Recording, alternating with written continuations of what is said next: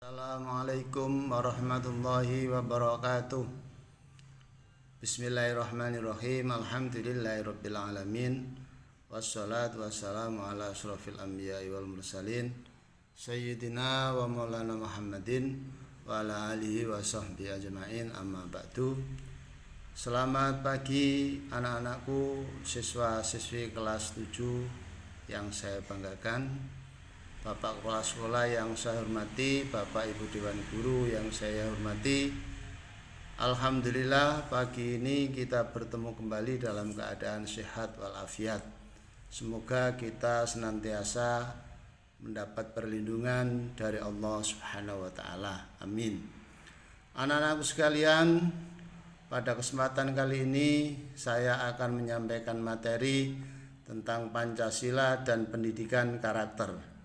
Namun sebelumnya, marilah kita berdoa sesuai dengan agama dan keyakinan kita masing-masing. Berdoa mulai. Bismillahirrahmanirrahim. Maliki yaumiddin. Iyyaka na'budu wa iyyaka nasta'in. Ihdinas shiratal mustaqim. Shiratal ladzina an'amta 'alaihim ghairil maghdubi 'alaihim waladdallin. Rabbighfirli wa li walidayya. Amin. Terima kasih anak-anakku sekalian yang saya banggakan. Penyampaian materi tentang Pancasila dan pendidikan karakter ini bertujuan satu, agar siswa dapat memahami pengertian Pancasila baik secara etimologi dan secara terminologi. Dua, siswa dapat mengidentifikasi kedudukan dan fungsi Pancasila. Tiga, siswa dapat menjelaskan Pancasila sebagai ideologi terbuka. Empat, siswa dapat menjelaskan pengertian pendidikan karakter. Yang kelima, siswa dapat mengidentifikasi profil pelajar Pancasila sebagai wujud pendidikan karakter. Pengertian Pancasila secara etimologi atau bahasa. Secara etimologi, Pancasila berasal dari bahasa Sanskerta yang terdiri dari dua kata, panca dan sila. Panca berarti 5 dan sila berarti dasar. Sila juga diartikan sebagai aturan yang melatar belakangi perilaku seseorang, sebagai aturan atau bangsa, kelakuan atau perbuatan yang menurut adab, sopan santun, akhlak, dan moral.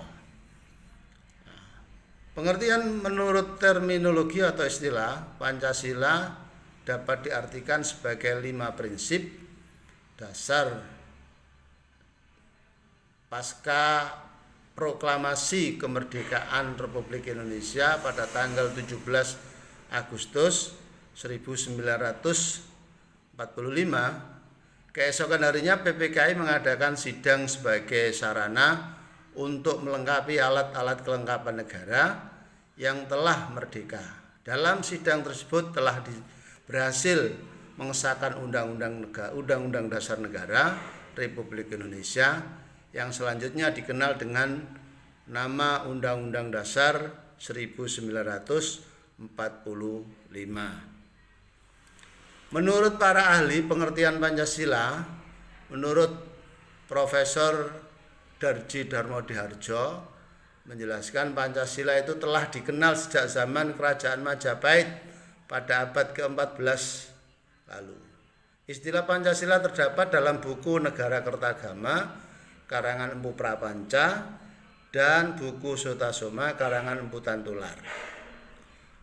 Dalam buku Sutasoma ini, istilah Pancasila di samping mempunyai arti berbatu sendi yang 5 dari bahasa Sanskerta, dia juga mempunyai arti pelaksanaan kesusilaan yang 5. Istilah Pancasila kemudian diangkat lagi oleh Soekarno saat merumuskan Dasar Negara Indonesia Merdeka. Menurut Profesor Muhammad Yamin, dalam bahasa Sanskerta, perkataan Pancasila memiliki 2 makna arti, yaitu panca artinya 5 dan sila dengan vokal pendek yang artinya batu sendi atau alas atau dasar, dan sila dengan vokal panjang yang artinya peraturan tingkah laku yang baik, yang penting atau yang senonoh. Jadi pengertian Pancasila merupakan ideologi bangsa Indonesia. Pancasila merupakan dasar negara Indonesia. Semua hukum yang berlaku di Indonesia bersumber dari Pancasila. Inilah sebabnya pengertian Pancasila kerap disebut sebagai sumber dari segala sumber hukum. Pengertian Pancasila menjadi landasan hukum nasional. Setiap warga negara wajib memahami pengertian dari Pancasila.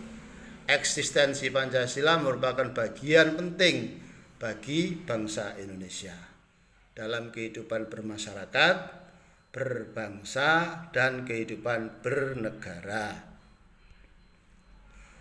Nah, selanjutnya anak-anak sekalian, kita jelaskan apa sebenarnya kedudukan dan fungsi Pancasila itu.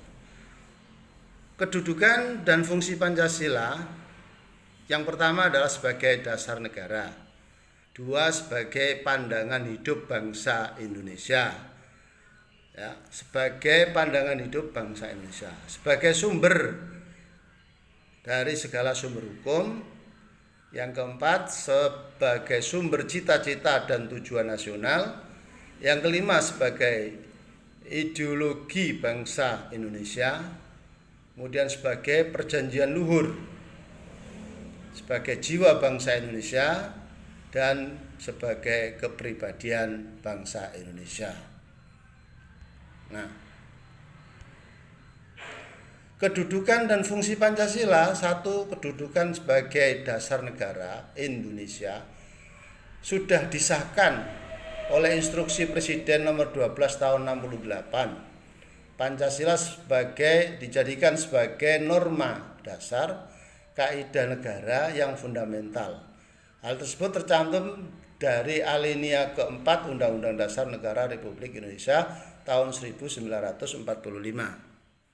Dua, Pancasila sebagai pandangan hidup negara Indonesia. Berarti Pancasila dijadikan pedoman dalam bertingkah laku,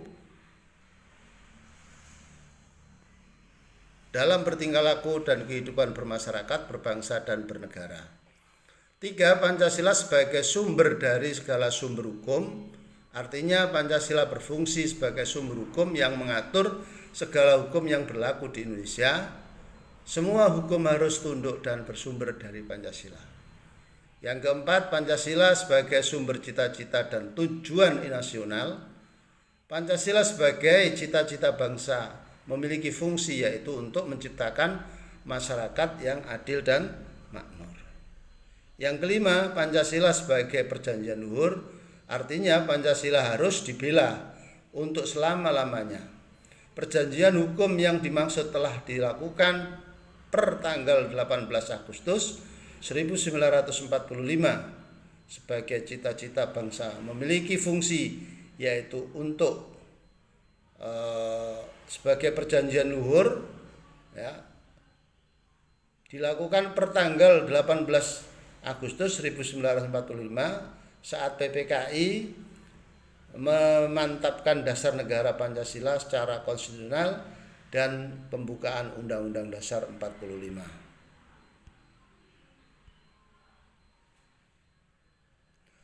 Yang keenam, Pancasila sebagai jiwa bangsa Indonesia. Pancasila sebagai jiwa bangsa Indonesia bertujuan agar Indonesia tetap hidup dalam jiwa Pancasila.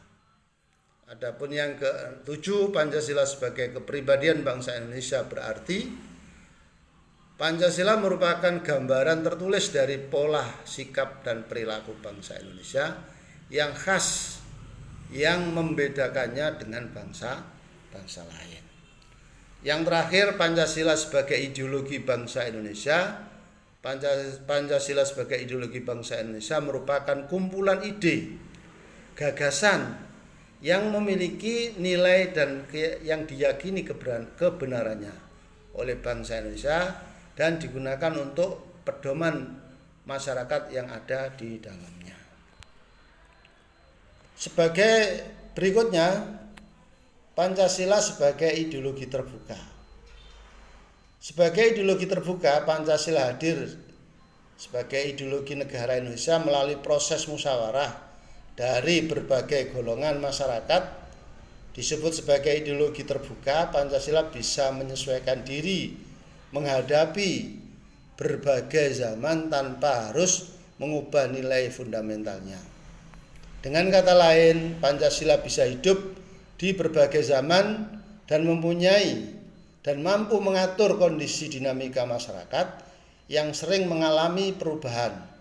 Akan tetapi keterbukaan ideologi Pancasila bukan berarti mengubah nilai yang ada di dalamnya. Jadi Pancasila sebagai ideologi terbuka mampu sebagai filter untuk menyaring budaya asing yang tidak sesuai dengan Pancasila, harus ditinggalkan.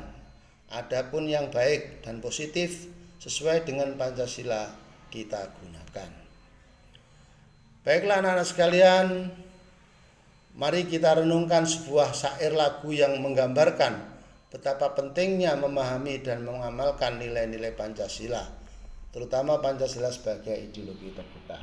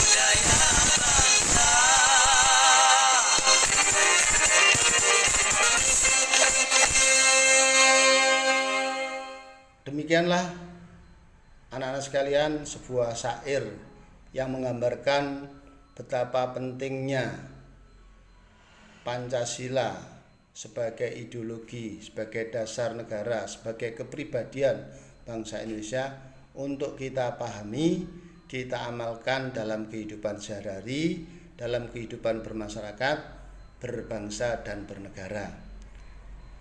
Selanjutnya anak-anak, marilah kita ikuti materi berikutnya, yaitu pendidikan karakter. Pengertian pendidikan karakter. Pendidikan karakter merupakan usaha sadar yang terencana dan terarah melalui lingkungan pembelajaran untuk tumbuh kembangnya seluruh potensi manusia yang memiliki watak kepribadian baik, bermoral, berakhlak, dan berefek positif konstruktif pada alam dan masyarakat.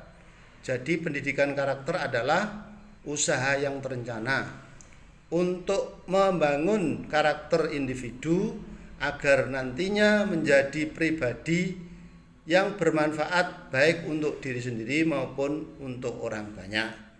Itulah pengertian dari pendidikan karakter. Nah, fungsi pendidikan karakter mempunyai 3 fungsi. Yang pertama, fungsi pembentukan dan pengembangan potensi agar peserta didik mampu mengembangkan potensi dalam dirinya untuk berpikir baik, berhati nurani baik, berperilaku baik, dan berbudi pekerti luhur. Fungsi yang kedua untuk penguatan dan perbaikan, memperbaiki dan menguatkan peran individu, keluarga, satuan pendidikan, masyarakat, dan pemerintah untuk melaksanakan tanggung jawabnya dan berpartisipasi dalam mengembangkan potensi kelompok, instansi, atau masyarakat secara umum. Fungsi yang ketiga yaitu penyaring. Pendidikan karakter digunakan agar masyarakat dapat memilih dan memilah budaya bangsa sendiri, dapat menyaring budaya bangsa lain yang tidak sesuai dengan nilai-nilai karakter dan budaya bangsa sendiri yang berbudi pekerti luhur. Tujuan pendidikan karakter, pada dasarnya tujuan utama pendidikan karakter adalah untuk membangun bangsa yang tangguh, di mana masyarakatnya berakhlak mulia, bermoral, bertoleransi, dan bergotong royong. Untuk mencapai tujuan tersebut, maka di dalam diri peserta didik harus ditanamkan nilai-nilai yang berbentuk karakter yang bersumber dari agama, Pancasila, dan budaya. Nah, di sini kita tayangkan penumbuhan nilai karakter. Di dalam diri kita sudah dibekali olah hati, olah raga, olah karsa, dan olah pikir, di mana akan menumbuhkan kejujuran, toleransi, disiplin, kerja keras, kreatif, mandiri, demokratis, rasa ingin tahu, semangat kebangsaan, cinta tanah air, menghargai prestasi, bersahabat, komunikatif, cinta damai, gemar membaca, peduli lingkungan hidup, peduli lingkungan sosial, dan tanggung jawab. Itu adalah sebuah hasil dari olah hati, olahraga, olah karsa, dan olah pikir yang nantinya akan membentuk insan-insan yang memiliki religius, ya, yang menghasilkan nilai-nilai pembentuk karakter. Nah, nilai-nilai pembentuk karakter, ya, itu ada 5, yaitu religius, nasionalisme, mandiri, integritas, dan gotong royong. Nah, religius artinya sebagai sikap dan perilaku yang patuh dalam melaksanakan ajaran agama yang dianut, toleran terhadap pelaksanaan ibadah agama lain, dan sikap hidup rukun dengan pemeluk agama lain. Kemudian yang kedua, nasionalisme, artinya cara berpikir, bersikap, dan berbuat yang menunjukkan kesetiaan, kepedulian dan penghargaan yang tinggi terhadap bahasa, lingkungan fisik, sosial, budaya, ekonomi dan politik bangsa, menempatkan kepentingan bangsa dan negara di atas kepentingan pribadi maupun golongan. Yang ketiga, karakter yang ketiga yaitu gotong royong, artinya tindakan menghargai semangat kerjasama dan bahu-membahu menyelesaikan persoalan bersama, menjalin komunikasi dan persahabatan, memberi bantuan pertolongan pada orang-orang yang membutuhkan. Yang keempat, mandiri, artinya sikap dan perilaku tidak bergantung pada orang lain dan mempergunakan segala tenaga pikiran, waktu untuk merealisasikan harapan, mampu dan cita-cita. Siswa yang mandiri memiliki etos kerja yang baik, tangguh, berdaya saing, berdaya juang, profesional, kreatif, keberanian dan menjadi pembelajar sepanjang hayat. Yang kelima, integritas, artinya perilaku yang didasarkan pada upaya menjadikan dirinya sebagai orang yang selalu dapat dipercaya dalam perkataan, tindakan dan perbuatan atau pekerjaan, memiliki komitmen dan kesetiaan pada nilai-nilai kemanusiaan dan moral. Itulah arti daripada nilai-nilai pembentuk karakter. Nah, pendidikan karakter bertujuan untuk mewujudkan profil pelajar Pancasila, untuk mewujudkan pelajar Pancasila. Adapun profil pelajar Pancasila yaitu 1. Berakhlak mulia, 2. Bernalar kritis, 3. Punya kreativitas, 4. Kebinekaan global, 5. Kemandirian dan memiliki sikap gotong royong. Itu adalah ciri-ciri dari profil pelajar Pancasila. Nah, jadi ada 6 profil pelajar Pancasila. Itu adalah beriman, bertakwa kepada Tuhan Yang Maha Esa dan berakhlak mulia. Kemudian mandiri, memiliki kemandirian. Yang berikutnya bernalar kritis, memiliki suatu pemikiran yang kritis. Kemudian bergotong royong dan berkepribadian, berkebinekaan yang global. Yang terakhir yaitu memiliki daya kreatif yang tinggi. Profil pelajar Pancasila dapat kita lihat dari gambaran-gambaran berikut, ya. Jadi seorang yang memiliki ciri pelajar Pancasila itu memiliki keimanan dan ketakwaan kepada Tuhan Yang Maha Esa, selalu beribadah, rajin beribadah, ya. Kemudian memiliki pemikiran yang kritis, ya. Kemudian memiliki kepribadian, kebinekaan yang global dan memiliki sifat kerjasama, kolaborasi, gotong royong dan sebagainya. Kemudian memiliki kemandirian yang sangat tinggi, ya. Pelajar Pancasila harus mandiri, tidak boleh menggantungkan kepada orang lain, menggantungkan kepada orang tua, harus belajar mandiri. Kemudian yang terakhir yaitu kreatif, punya kreativitas yang tinggi sehingga mampu menciptakan, mampu mengaktualisasikan pikiran-pikiran yang baik. Demikian anak-anak sekalian, materi tentang pendidikan Pancasila dan karakter saya kira cukup. Nanti akan kita ulas jauh lebih mendalam lagi di kelas dalam materi pelajaran pendidikan Pancasila dan kewarganegaraan. Sebelum kita akhiri, ada tugas yang harus kalian kerjakan di rumah. Yang pertama, jelaskan Pancasila baik secara etimologi dan secara terminologi. Yang kedua, coba identifikasi, carilah apa kedudukan dan fungsi Pancasila. Yang ketiga, jelaskan apa yang dimaksud dengan Pancasila sebagai ideologi terbuka. Yang keempat, jelaskan pengertian pendidikan karakter.